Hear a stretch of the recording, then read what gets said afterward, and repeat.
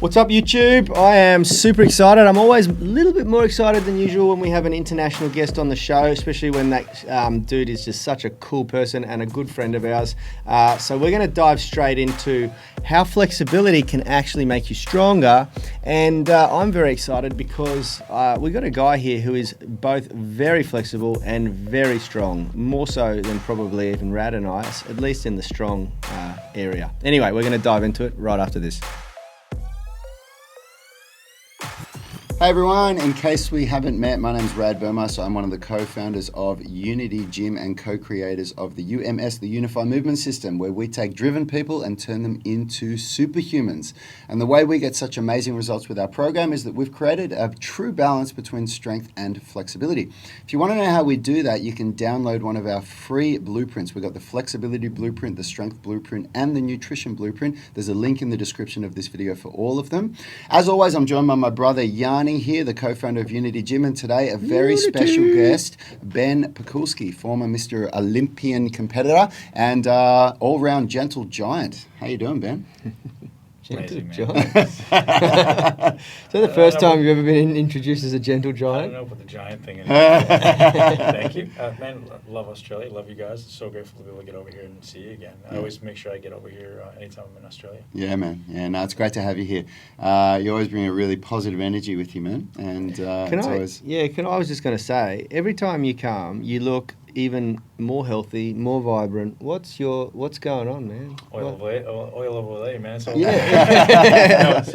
Just being conscious of realizing that there's a lot of stuff that goes into health, and it's not just one thing, right? And we're talking about this is, most people will focus on nutrition, and most people will focus on training, and it's all these things. It's spirituality, it's relationships, it's stress management, it's mindset optimization, it's your environment, and really paying attention to the little stuff. And I tend to be a little bit neurotic, not to the point that it's stressful, but to the point that I won't bend on a lot of things. Yeah, and I think it's just a habit now. It's not like it certainly doesn't need to be a stress. You never want to be, panicking about, oh no, there's blue light, or I'm panicking because I'm eating bad food, or I just try to be a little bit conscious and be in control of all the things in my life. It's this idea of living life on purpose, rather than just being, kind of letting life happen to you. Absolutely. We actually did a show on living on purpose just 2 weeks ago. So all of you should be really well versed on what he meant by that. Yeah, it's one of those areas that a lot of people are quite unconscious about, isn't it? And it's one of the things that I think it's our duty as people that are aware of it in the health and fitness industry to educate people that there is so much more to it than just going to the gym and lifting weights, or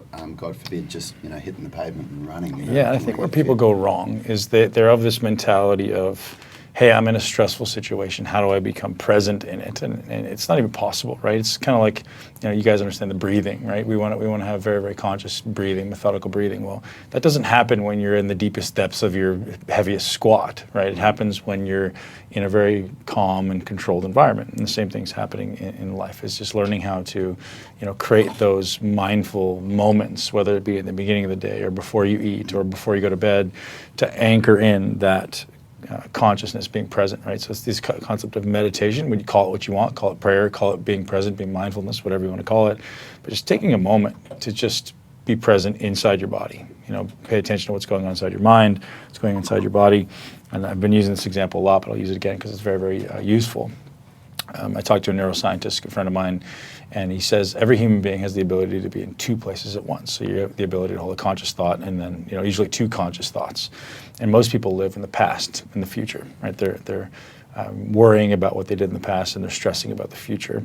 What you should be aiming to do is living in the here and the now, right? So I want to live inside my body and outside of my body, but both in the present, right? So when I'm inside my body, I'm thinking about, my breath, or I'm thinking about my muscle tone, or I'm thinking about something inside my body, and I'm also thinking about being present here with you. So that's outside of my body, but both of them are here and now. So I'm living in the now and now. And certainly you could project forward to the future and go, this is where I want to be in the future. Let's create a visual and go there.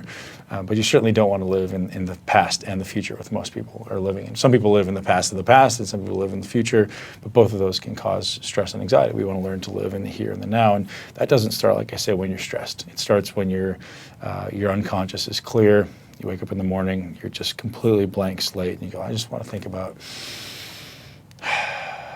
what does that feel like, right? What does that feel like to be conscious and be present, and taking those moments, those micro moments, those micro increments to be present. And that's how it starts for people, right? It's not just like this endeavor of going from zero level of consciousness to high. It's just micro kind of triggers to allow you to just become present. Yeah, absolutely. And something that a lot of people are just completely unaware of, you know, even myself, who I consider to be at a higher level than the average person, I still, you know, get reminded sometimes by my wife, and even just with this conversation with you, just how much better I can do at this stuff. So, you know, if you're watching this show and this is really new to you, it's, you know, there's some really good ways you can get started, and a great way is just with really short daily meditation, isn't it? It's Well, so one thing I want to offer the listener, and I talked about this really recently, I said I just did a podcast with somebody who talks about this. This is something I've been teaching for a really long time, but it's a great book. And this guy just basically quantified and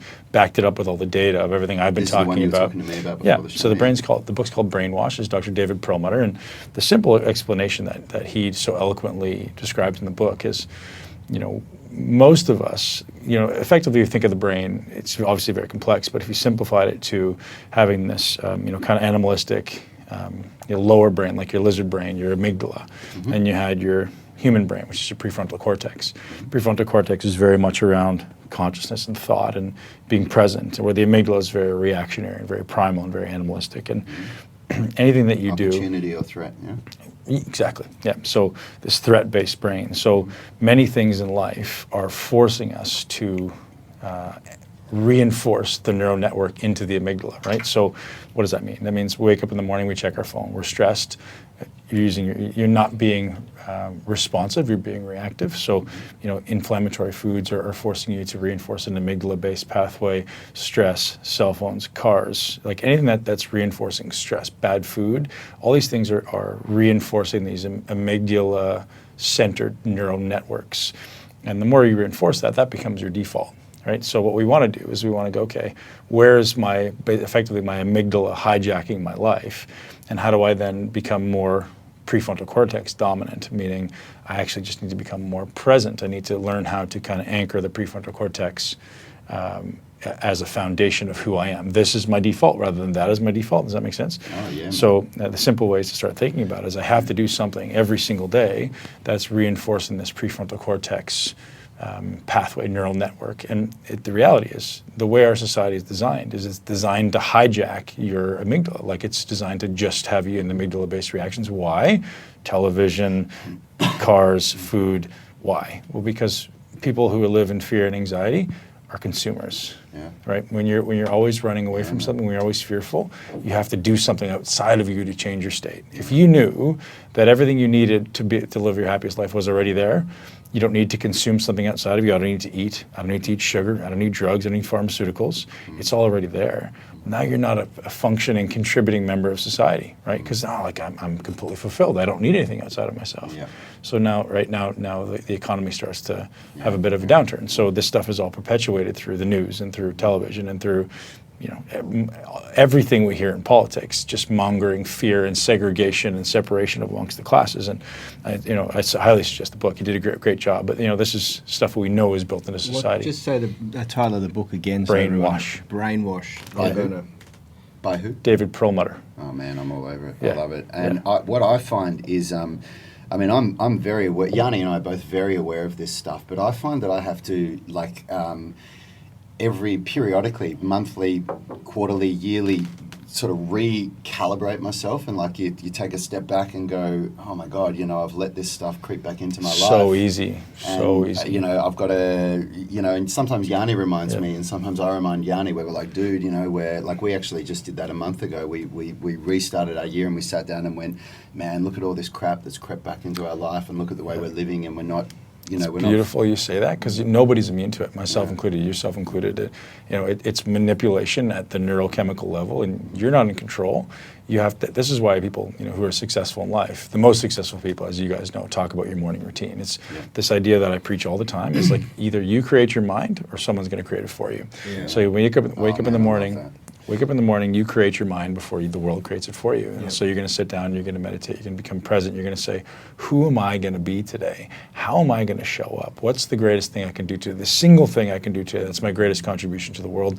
And now I'm becoming, I'm literally creating, as we spoke about earlier, this avatar of like this powerful, strong, empowered person that I'm going to take into the world rather than going in and being a victim. Now I'm going to go in and I'm going to be empowered, right? I'm going to go in and I'm going to be the owner of my life rather than victim of my life. And if people can take that away from and take that into life, life is your oyster. Yeah. I think this was. I mean, I spoke about this when we did our series on goal setting and mindset, and I went deep into psychology. Then I had another friend of mine, Scott Swall, who's a performance coach, a success coach, on the show talking about this exact same thing.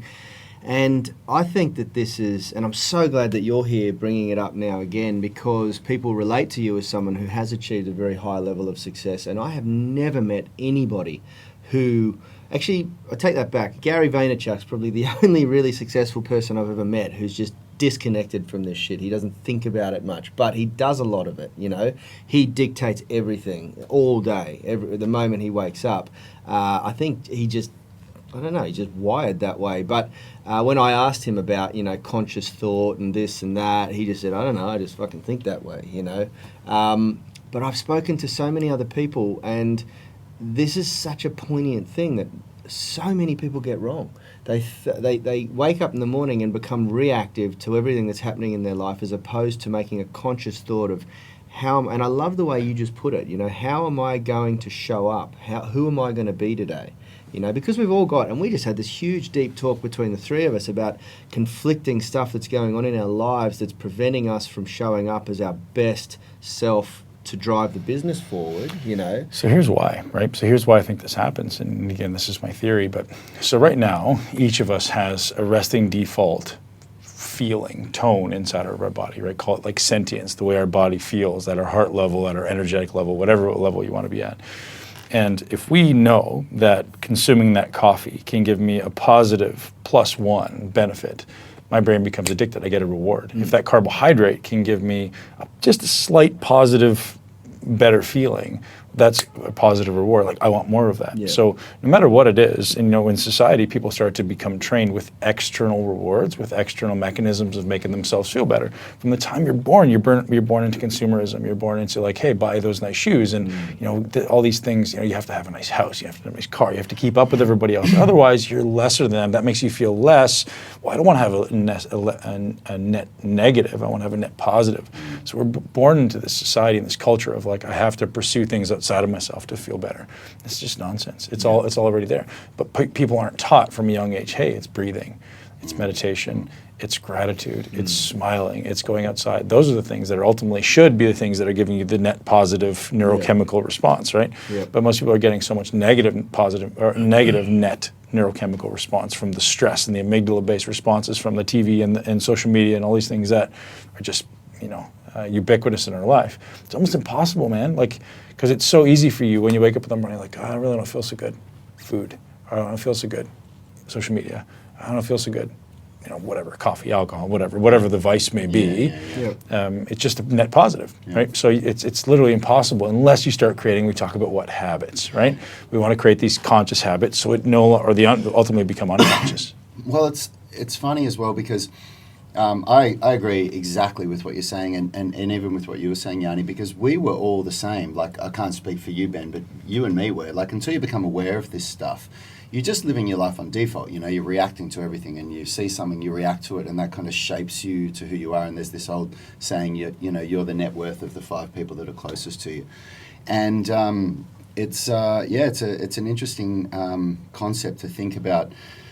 What you have to go through to make these changes, because everything that you just said, like, alcohol, coffee, food, they're instant gratification. So you can go from, I don't feel so good, to, I'm going to have this, and you get an immediate reaction, but then you crash as quickly. Yeah, but your brain sees it as like reward. Right? Yeah, your brain goes, good, exactly. More. But all the things that we're talking about and that you're talking about, they're not things that necessarily give you that you don't get that feeling straight away. Like if you're out of shape and you say, I'm going to... It depends, because this is, and sorry to cut you off. No, that's all right. This is something, I think first of all, I'll say I think it goes far beyond an interesting concept. I think it's a critical concept that people start to open up to, because the majority of people, when I talk to people who come into the gym or to friends, they're not happy with their situation. There's something that they're not happy with. It's either a job or a relationship or health. So I think it's a critical concept, because most of those things don't change unless you become, you achieve a heightened level of consciousness and you take action, you know. Now, like the concept of sort of, I don't know, I was going to say fumbling through life, being reactive to the things that are going on around you, you have to make a choice to stop doing that. Like but I don't think it's even possible for most people, right? Like, because you're so manipulated, for lack of a better word, by the system. Oh, yeah. Right? Television is driving fear. If you ever watch the news, your brain is always in fear. If you ever go on social media, your brain is in fear, and they're curating that.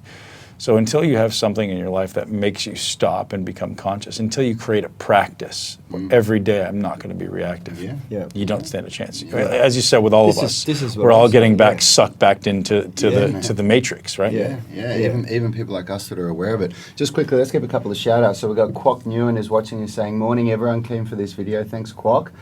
We've got Bioseed. So Kumaran is saying, morning all, really enjoying this and agree about needing to declutter your life. Thanks, brother. Thanks for the comment. And Benji Williams is saying, Pearl Mutter has some other great books as well. Grain Brain changed my life 8 years ago. Yep. Cool. Thanks for the comments, guys. Thanks for tuning in. Benji. I'm going to check this out, because it's an author. He's an author that I have not read anything. Brain Maker, Grain Brain, Brainwash. Fantastic. Read the trilogy. He's got more than that. He's got cookbooks and stuff. But he's a super bright guy. Super bright guy. He was just on my podcast, and that's not out yet, but it'll be out soon. And just love his message, man. And again, it's what everyone needs to hear. It's this reality that's being perpetuated in social media and television. But again, first learning that you are a victim of it is the first step in changing. Exactly you're not getting outside of control. You're in that. But I hope a small percentage of us can become conscious enough of, okay, I know this is happening. If I'm consciously aware of it often enough, eventually I can move myself outside of the box, right? Living inside the box of manipulation, of consumerism, of having to consume, materialism. So. It's interesting, this year we took our kids to Europe instead of Christmas, during Christmas, and it was the first year that we haven't had like a Christmas where we gave them gifts and things like that. Instead, we spent an absolute fortune traveling to 5 countries in Europe. But the kids didn't know any different. No. I think on Christmas morning I went to the supermarket and got a couple of little Matchbox cars and wrapped them up, and so they could open something, and they played with them in a sandpit, and they just had the most epic time. And they'll remember that forever. Yeah, that's exactly right. Experience trumps things any day of the week. We did the same. We took the kids to the mountains this year in North Carolina. Same idea. Yeah, and it was just epic. Really, really good. Okay, so I want to steer this into the direction. I was just about to say that. Oh, really? Of what I've titled the video, which is how flexibility makes you stronger. Now, Richie, have you got a couple of those photos of Ben and Rad stretching? I want to just show, because I'm always blown away. I've known Ben for a few years now, and since your sort of peak, I guess, prime bodybuilding days, which would have been 2014, maybe. Yeah, when did you 2013 was the first time I was come here. 10th in Olympia? What year was that? 2012. Yeah. So it would have been a year after. Year after that. Yeah, that's right. And you've lost a bit of size, obviously. You were saying out there. How many kilos have you? Some down, probably 25. You were about 140 back then, weren't you? 137, I think you were walking around when I met you the first time. Yeah, you'd remember me. I usually, pounds, I'd fluctuate between 300 and 315. Yeah. Whatever that converts to. And what are you now? Under 260, so 255. So whatever that is, 120 kilos. Yeah. So the thing that surprised me the most, when you first came to Unity a year ago, Rad was carrying on about it for weeks afterwards, going, I can't believe how flexible Ben was for his amount of muscle. Well, I've never seen it before. When we see guys, the bigger the guy that comes into the gym, normally the less flexible they are. Sure. And it makes sense, right? Yeah. I mean, because most guys that are, most people, it's... it's hard to run towards something without running away from something else. And so a lot of the time, the bigger the guy, the stronger they are, the less that time they've spent doing any kind of flexibility. And I was just blown away by taking you through that stuff and how easily you went through it. I was like, oh man, this guy's going to struggle with what we're going to do. And you were loving it. You were eating it up. Yeah. So my first experience with a very strong person who blew me away with flexibility was Dmitry Klokov, who is a Russian. Do you know Dmitry? Yeah, for sure. Yeah. And so I did a workshop with him, and I was I like to always try and time it so I get there early, because you can often catch the guys training or doing their own thing, and I did. And I was blown away by how long he stretched for. And it wasn't stretching, it was mobility training, but he did most of it with a barbell. So he was doing 20 kilos or whatever, but then he did this whole sequence of different movements like duck jumps and duck walking and things with sometimes 60 or 80 kilos above his head in a snatch position and things like that. And he did this whole sequence and routine where he was, and I was kind of like, wow, you do a lot of mobility and flexibility. He goes, man, I lift weights for about 40 minutes to an hour, and I stretch for about 2 hours before that, you know. And he said most of the Olympic weightlifters do the same thing. He probably doesn't do enough mobility training. And I was like, whoa, okay. And then to see you out there, so flexible, I have a theory, and that is that becoming really flexible, if you're developing end range strength, makes you stronger. Because for me personally, I've never felt better in a squat or a deadlift or a bench press, which are the classic strength movements, than I do now. And I'm not anywhere near as strong as you. For my weight, I wouldn't stand a chance in a powerlifting competition. But compared to the average person, I'm certainly considered quite strong. What do you think about the concept or the notion of flexibility making you stronger? Well, so I think, I like to differentiate between flexibility and mobility, right? Yep. So flexibility to me, when I think of flexibility, as I define it, is the ability to get into a range of motion passively. Yep. Versus when I think of mobility, I think it's active. Yep. I think that's a very, very important distinction to make. So stretching into a range and being flexible to go somewhere is not the same as being able to actively control it there. Yep. So what I aim for, and as I said, like I do yoga, but I don't do yoga for yoga. I don't do yoga for what people would associate yoga to be. It's not a flexibility thing for me. It's a mobility thing for Yep. me. Like ultimately, I'm going to increase flexibility, but it's very more improving my active ranges, right? So I want to improve the ranges that I can control my body in. Okay, Yep. so why do we want to control? Well, if I can't control it, I can't load it. Yep. And so it's important for people to know that mobility and stability, I believe, are inseparable. So Yep. if I have poor mobility, chances are I'm going to have poor stability as well. That's why your brain tends to sense instability, lack of stability, and tightens up. Yep. It's a protective mechanism. So if I can improve stability, I'll thereby improve mobility. And if I improve mobility, hopefully I can improve stability. They should be kind of this thing that these go hand in hand. Yep. So when I go to yoga, or when I first went to yoga, what I noticed was my ability to improve stability, because we're going into these end ranges and we're spending time in those end ranges. It's not just like, hey, go there and relax. It's like go there actively with control and exude stability and ultimately control in these end ranges. And then eventually the end ranges become longer and longer and longer, because one, I'm obeying what my body has, and my body goes, hey, I'm strong in this position. We can go a little bit further. I'm strong in this position. I go a little bit further. Because if my brain sensed that I was weak in the position, it sensed instability, it would tighten up. It's a protective mechanism. So the more time I spend there, the more confident I get there, the more ultimately mobility I gain, the more my brain will open up and give me even more mobility correlatively. And so I've noticed tremendously, like you say, my squat's gone up. My bench press is maybe not gone up, but it's from my peak, but certainly more stable. Like my shoulders are so much more stable. So I'm able to get into these end ranges and actually be loaded and not feel like things are going to break. Yeah. And that's really what I'm after, right? It's like, how can you get super, super strong, maintaining these maybe extended active ranges of motion, so that, active with mobility rather than just passive flexibility. Yep, absolutely. Can we, Richie, have you got that picture? Have you brought it up? Yeah, I'll put it up now. So put it up now. Is it up? Let me know, because we've got a delay here. So We're can't see it. we're working with a 20-second So delay, is it on there? folks. Yeah. Yeah, it's on. So you can see there, Ben is one flexible dude, especially for somebody that's as muscular and strong as he is. It's so he's speaking from experience here. He's not speculating. So yeah. I think that what you and what you've pointed out there, which is something that we are huge advocates of, is we refer to it as end range strength, and I think that passive flexibility is probably in many cases can create instability. You Totally. know? Yep. And this is one thing that I dislike about the way a lot of people approach flexibility training, and I'm sure Rad will agree with me, is that they do a lot of stretching, but they don't strengthen those. They can't load that. Well, they so don't if have you that think about what's stability. happening, like my brain goes, okay, what's happening inside my body? If I take my joint or my muscle to a position where it's not strong and stable, your brain goes, shit.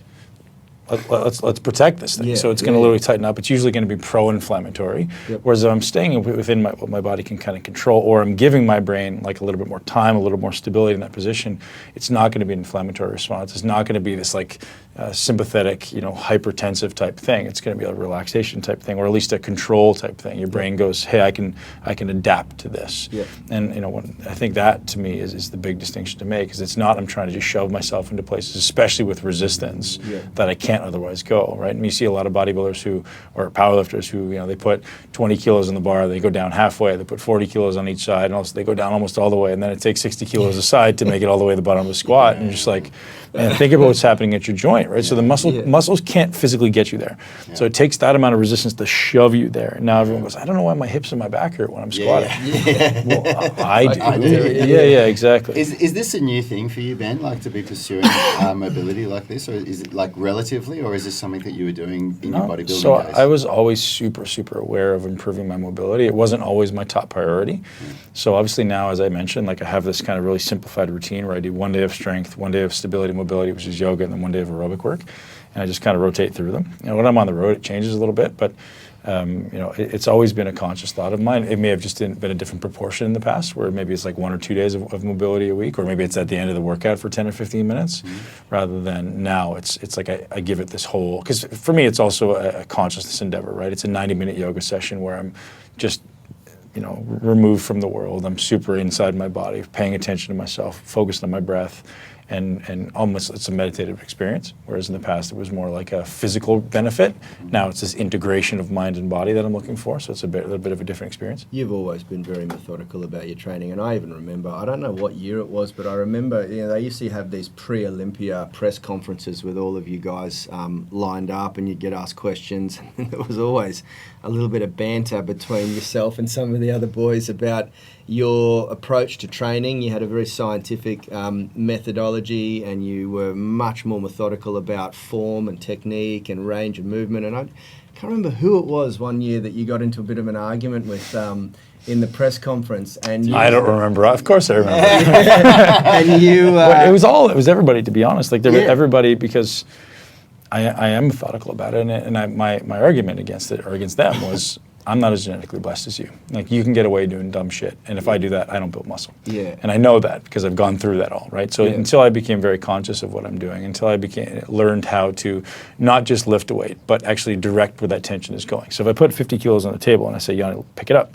Okay, I'll pick it up. And your body will use whatever is easiest, path of least resistance. Yeah. So it's going to use the biggest muscle groups, and then the small muscle groups are going to get proportionally less work. What if I said, Yanni, pick up that 50 kilo dumbbell with just your bicep? It's a very different experience. Yeah. You're still doing the same thing, same end result, very different internal experience. Yeah. So that's really how this worked. Is like, hey, like I want you to pick that up with only using your lat or only using your pec, and it's this very isolating experience. And to do that now, well, I have to be very aware of the reality that my body wants to revert back to path of least resistance. Always. It's an evolutionary thing to save energy and keep you safe. So I have to be so present and conscious to go, what's actually doing the work, what's actually doing the work, what's actually doing the work. So point being, everyone seemed to think, hey man, just shut up and lift and work heavy. Yeah. Well, I'll tell you what, I outworked every one of them. Yeah. But I also did it with accuracy. Yeah, absolutely. And nobody would have been able to, because like what you don't realize is when you actually pick up a weight with one muscle, it's so much exponentially harder physically and mentally, right? I got to be locked in mentally, otherwise you don't stand a chance. Yep. And nobody would have been able to sustain those workouts. And I challenged anybody. I was like, listen, man, come. Yeah. You'll last a Man, fraction. I did it for I tried to do it for a couple of weeks, and I certainly have never experienced anything like it. By the end of the second week in Sydney training with you, I was more jacked than I'd ever been in my life. Yeah. It's really, people... Holy crap, I came back and we did some workouts, you remember that? And it was just a mind-blowing experience.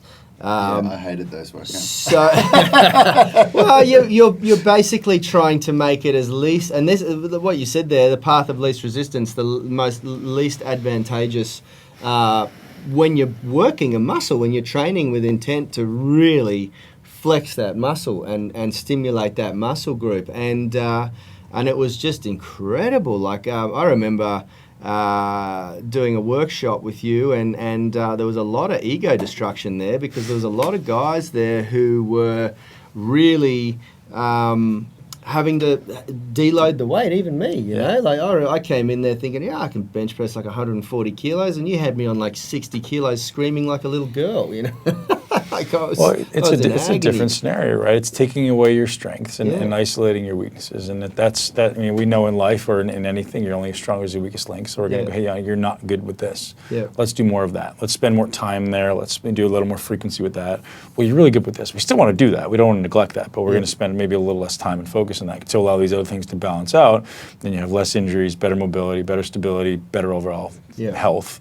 And that's kind of how I approach this. The less injuries. So few people are doing, isn't it? Because you put people on something that they're not good at, and they're just going, nah, I'm not doing that. I'm just going to keep going. The less injuries, and what you've just said there is so important, because just about everyone I was training with at that point in time has come and gone. Well, so why, right? And we think about this, and it's just perfect correlation with what we're talking about earlier in the conversation, is nobody does anything mindfully, right? Mm-hmm. Everyone is just mindless. Give me the workout, like, give me the fish, don't teach me how to fish, right? It's like, just tell me what to do. I don't want to think. Yeah. Well, actually asking somebody to think, especially in a workout, is like, what are you talking about, man? I just want to do it. I just want to, grind my teeth and lift this weight. Well, no, that's not the path, man. That's not going to make you better as a person. It's not going to make your mind stronger. It's not going to make your body optimized, right?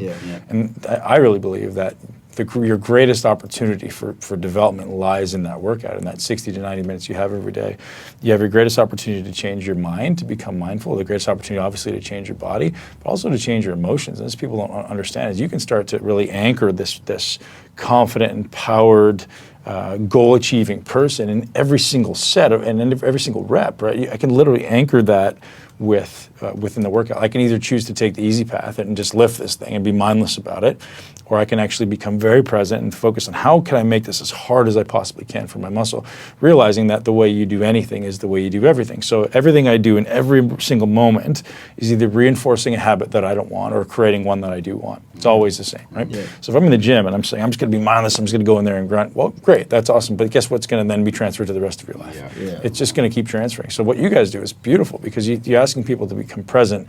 Hey, I want you to think about what's happening here. I want you to become present in this mobility, and I want you to become strong with these end ranges. And like, to do that, it takes this thing. Right? It's not just like, hey, I'm just going to throw you somewhere and say, like, CrossFit you, like, go lift this as many times as possible. It's like, hey, I actually want you to do this with some mindfulness and some presence. And then guess what? Now I've reinforced that 5 times a week during my workouts. And when I leave here, I'm exponentially more present and mindful because I'm doing it when my brain is in its most plastic state, which is during the workout, right? Yeah, and another thing that's super important, which we spoke about this morning, is the concept that triggers, or it harnesses this concept of intrinsic motivation, which you can probably talk all day about that. Yeah, absolutely. I mean, we had this. Yanni and I actively tried to create a program that harnessed intrinsic motivation rather than extrinsic motivation, and we just had a really good bit of validation this week, where one of our new members is a teacher, and his job is to find a way to turn the programs that they teach to children into something that intrinsically motivates them. I love it. And he spoke about the 3 areas, which I'm going to try and strain my brain now to see if I can remember them. But he said one of them is autonomy. You have to create something that is autonomous, where people have a feeling like they're in control of what they're doing. Another one is, I can't remember the exact word that he used, but competence, where it made you feel that you can do it. It is achievable. And do you remember the last one? Do you remember what the third one was? No. There was autonomy, competence, and I could open it on the email. Anyway, but yeah, that's one of the. And he was pointing out that our workouts are connection, feeling connected to it. So, and he was talking about how our workouts really tick all those 3 boxes, and it was a really good validation for us, because we'd never looked at it from that perspective. But from a scientific standpoint, yeah, it was really, really cool. Yeah. Let's quickly, we've got Quokkas asking you a question, Ben. So this is one of our long-time viewers. Quok is saying, Ben, how did you do hypertrophy work at the same time be super flexible? Great question, because ultimately they can be viewed at the deepest level as opposing signals, right? So we don't want to be over flexible, because flexibility can take away from our stability. So what we're looking at, as you guys speak of perfectly, is end range stability. I want to have this end range mobility and end range stability, and that's the necessity in muscle building. So one of the simplest ways for people to understand what I do is this kind of three terms that I'll throw out, and it's mobility, skill, and stability. And those three things have to be there for you to build muscle. So if I can't access it, so if Yanni's got terrible external rotation in his shoulder, well, and he goes, hey man, I want to build my pecs. Put as much weight on the bar as you want. You're never going to build your pecs, because you have to be able to access the range of motion before you can train the range of motion. So if you don't have the prerequisite mobility to get there, you don't build the muscle. Now I can get you into the range, but do you have the ability to stabilize any type of load there, right? And then, okay, that's step two. So mobility, stability, skill. Third one being skill. Obviously, I need to be able to do this in a graded way as I add load, because doing it with 10 kilos is awesome, but then as soon as I go 20, everything goes out the window. I have to reinforce that skill as I go deeper and deeper and deeper into those loads. So I have to have the requisite mobility, and then I have to scale stability, because as I said, as I put more weight in my hand, skill goes out the window, and your body can't stabilize. So it's important to know that this is kind of reinforcing what you guys speak of, is your body will literally downregulate muscular contraction if it senses instability. So if I'm standing on a Bosu ball or a wobble ball or something and my brain senses that, it'll downregulate my ability to contract muscles, bottom line. So if there's any instability at any joint, your body will contract less muscle. So therefore, we know that stability and load have a one-to-one correlation. So the more stable I am at my shoulder joint, the more output I have at my pec. The more stable I am at my shoulder joint, the more output I have at my bicep, my tricep. The more stable I am at my pelvis, the more output I have at my lower body. So you're talking about your bottom of your squat. Well, you're stable at your pelvis now, which gives your quads a greater ability to anchor from, right? And the simplest metaphor is if I hand you a rope, Brad, and I say, Brad, pull on this rope, and this is the muscle contraction, you pull that thing hard, and every time you pull it, I move with you. There's no tension being generated, right? So in order for you to generate tension in that rope, I need to be anchored. So I'm creating stability at the other end. Mm-hmm. So that's where stability kind of ties in. I need to be able to access the range of motion with massive amounts of stability. I need to be able to execute the skill. Yeah, that's awesome. brilliant. That's really cool. And sorry, have you got someone else? No. I was just going to say, I hope that answered your question, Quap. And this is, now I want to bring it into what you're actually teaching right now, because you are here touring. And is this what you're teaching in the workshop? What are you teaching in the workshop at the moment, the muscle camp? It's actually not. It's a small fraction, maybe. This year, so last year, this is what we taught. We taught like mechanics. We taught shoulder and joint health and hip health and spinal health, and that was kind of the foundation we taught here last year. This year, it's a bit of a shift. So, for many years, I taught muscle building exclusively. I'm like, here's how you train hard, here's how you build muscle. But this year, I realized that, or in the last maybe 5 years, I've come to the realization that most people tend to focus on one thing very myopically. Yep. So if you're a trainer, you think training is the most important. If you're a nutritionist, you think nutrition is most important. But the reality is it's not. There's a whole bunch of things that go into that. Yep. So what I'm teaching is what I call the 6 pillars of a lean, healthy, and muscular body. So if I want to be lean, healthy, and muscular, what do I have to do? And there's the integration of understanding, obviously, training and movement ultimately. So here's actually how a simple way for you to frame it. What are the things that you can influence as a human being? How you move, how you think, how you eat, how you sleep, and how you think. 5 things really. There's only 5 things you can impact, and the environment in which you do them. That's your 6. That's all you can impact. Yep. So that's become my 6 pillars. Yeah, awesome. So I'm teaching people how to move, how to breathe, how to think, how to eat, how to sleep, and ultimately the environment in which we do them all is a massive signal to our biology, and then it all kind of trickles down from there. So I think most people don't understand, body optimization or health optimization. But if you go, hey, there's only really 6 things we can do here. Yeah. Like, which one of these is limited for you? Let's focus on that one. So if you're really bad at breathing, you're really bad at your mindset, the thinking, let's work on that. If you're really bad at moving, let's work on that. We can work at all of them at the same time in different proportions. But that gives people a simple framework, and we can chunk down from there and go, okay, well, I'm really bad at this one. Let's spend more time there. Yep. And everything maybe goes in phases, right? We'll spend a month on this phase and a month on that phase. And I think the most important low-hanging fruit for most people is going to be stress and sleep. So we fix those, everything gets better. You don't cheat as much on your diet, your inflammation is much less, your body moves better. I think everything stems from that foundation. Yeah, that's fantastic. Sure. And where are you? You're obviously doing a workshop in Sydney coming up now. Where else are you going? on the tour? So we've got a one-day event in Sydney tomorrow. So that's going to be at Kingdom Gym. And then so people can attend a one-day, which is like very, very theoretical. We're going to give you 8 hours of deep theory, but it's not just like, hey, here's the science. It's like, here's how to apply it. Yeah. And then following that up with 3 days of actually 2 workouts a day and applying those things while we also interject with programming and other things like that. Yep. And then next week, same idea. You got a one-day event Thursday in Melbourne at Doherty's, and then 3 days after that of training. Yep. So you can either come for one day, you can come for 4, and then we're going to Bali. So Yeah, the same thing in awesome. Bali at Body Factory in Bali. Yep. Yeah, people can check that out at musclecamps.com. Awesome. That's awesome. And That's awesome. you've never taught in Bali before, have you? This Never is the been. first It's the first time. time, yeah. Really. You been to the tropics much?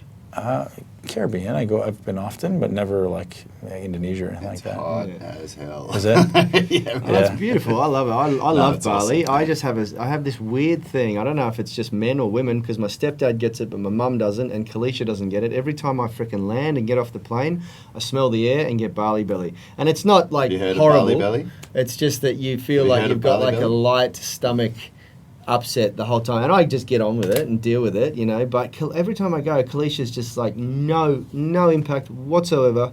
Same with my mum and stepdad. My mum will go and live there forever and love it, and my stepdad's like, oh my god, get me out of here, I just want to feel normal in the stomach again. So I hope you get away with it. Yeah. I might need some hacks if we have any listeners who have a hack. Just be aware of where you eat. If man. anyone Be aware has of some where you eat. hacks or ways to go to Bali and not suffer Bali belly, then hook us up with some comments down there.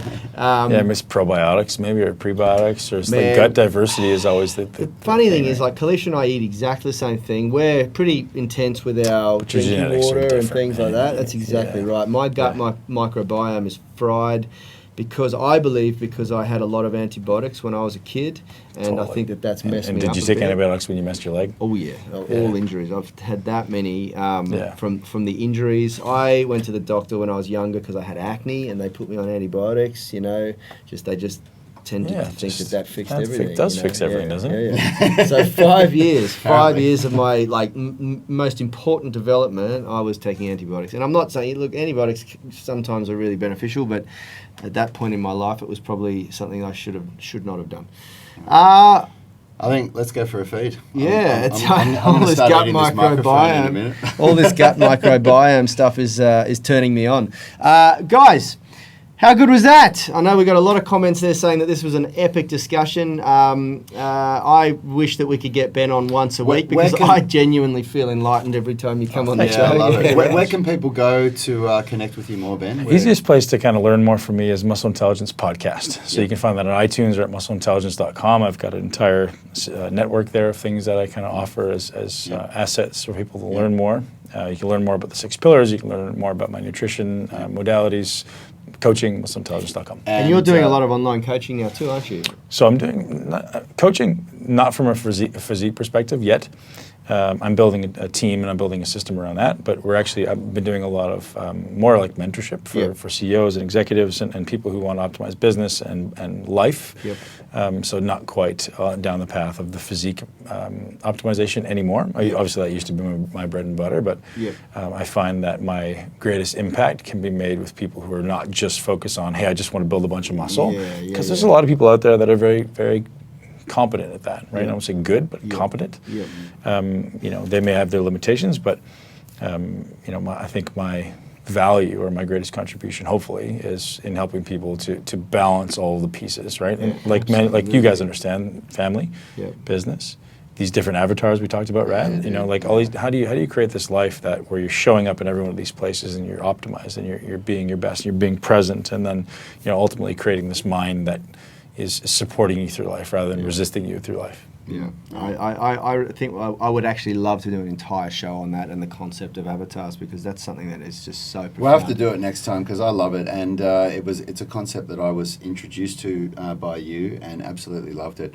But yeah, if you guys want to connect with Ben more, check out the Muscle Intelligence podcast. I've listened to a few episodes. It's unreal. He interviews some really cool people, some very influential people, some good authors. Yep. And smash the hell out of that like button if you got a lot out of this episode so that I can try and get Ben to come back again. And he only comes if you hit the like button.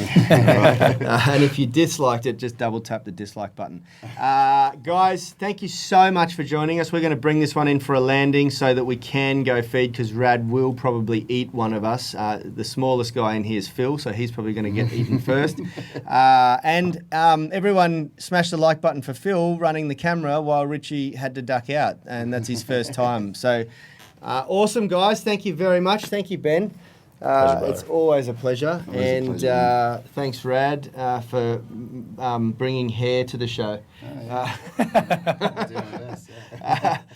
Guys, awesome. We'll catch you again tomorrow. We're going to continue on with the tendinopathy series. We got Phil back on the show again tomorrow, and we're gonna.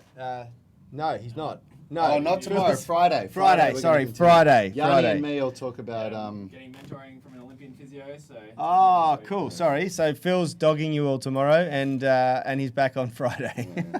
But it's me and Rad tomorrow. You better tune in. See you all. Have a great day. See ya. Health is about performance, not just body image. You better be willing to accept what you're going to have to do to get there. We'll start focusing on movement goals, strength goals, flexibility goals. When you nail that skill, it's there forever. The body image goal doesn't get you that It's far. the consistency and frequency that's going to get you there. It's not the intensity. There's no shortcuts to mastery and movement. Destination doesn't change overnight, but your direction will. The gym is not the place to beat up the body that you hate. It's the place to build the body that you love. We are the gym that teaches people how to move instead of just exercise, because we believe that health is about performance, not just body image.